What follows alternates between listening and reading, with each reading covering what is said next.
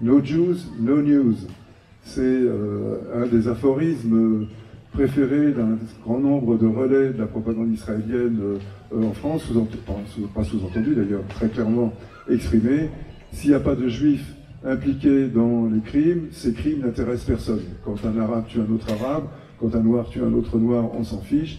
Mais quand un juif tue quelqu'un d'autre, à ce moment-là, ça devient un problème. Sous-entendu, cette condamnation ne procède pas d'un attachement aux droits de l'homme, à la démocratie, à des principes universels, mais à la haine des juifs. Et donc, il s'agit de les prendre sur le fait lorsque quelque chose de fâcheux se produit.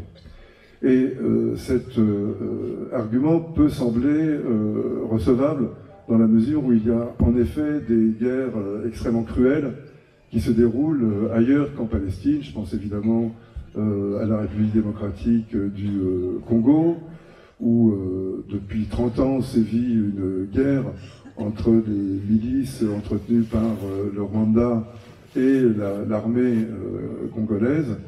Guerre qui d'ailleurs a quelques résonances avec le conflit israélo-palestinien ou la guerre israélo-palestinienne.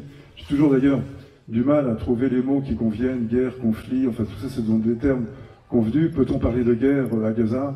On pourra peut-être aussi en discuter. Moi je penche pour l'affirmative, mais je comprends très bien que d'autres disent simplement qu'il faut parler de massacre, de boucherie, et non pas de guerre, car il n'y a pas deux armées qui se confrontent. Ça vient de près, ça vient de loin, de nulle part et de partout, des temps passés, des temps présents, du monde entier, des océans, de l'infiniment grand petit. Allô, allô, m'entendez-vous? Qui peut me dire qu'il m'entend et m'expliquer ce que je dis?